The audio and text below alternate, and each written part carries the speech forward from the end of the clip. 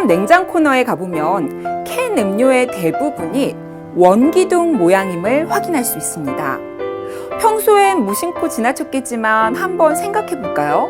왜 삼각기둥, 사각기둥 모양의 음료수병은 없는 것일까요? 오늘은 원기둥 모양으로 만드는 캔 음료수병 속에 숨어있는 수학적 원리를 함께 이야기해 보도록 할게요.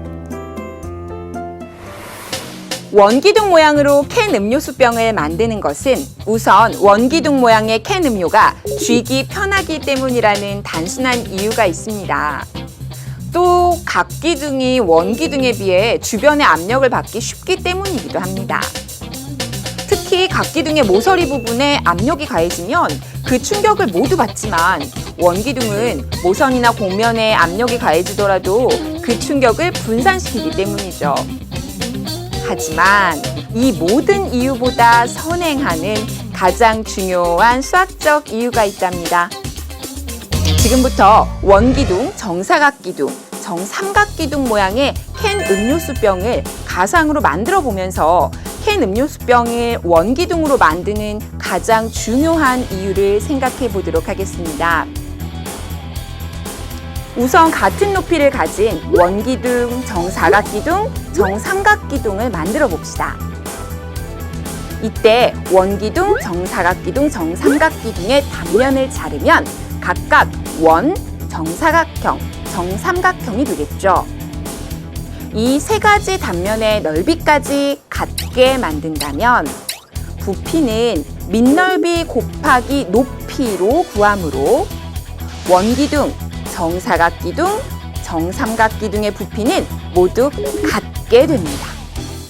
즉, 음료수 병에 들어가는 음료수의 양이 같아지는 것이죠. 이제 이렇게 만든 캔 음료수 병의 단면의 둘레를 비교해 보겠습니다.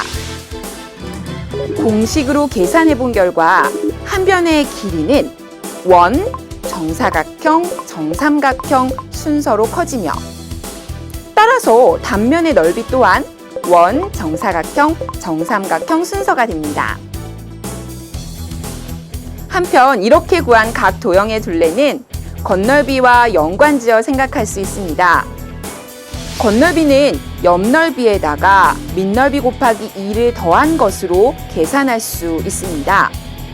그런데 밑넓이는 모두 같다고 전제했으니 옆넓이만 공식으로 구해주면 충분하겠죠? 그 계산 결과 옆넓이는 원, 정사각형, 정삼각형 순서로 커지며 따라서 겉넓이 또한 같은 순서임을 확인할 수 있습니다. 자, 그럼 이제 우리가 만든 세 가지 종류의 캔 음료수 병의 특징을 비교해 정리해 보겠습니다. 우선 부피가 모두 같기 때문에 같은 양의 음료수가 들어가겠죠?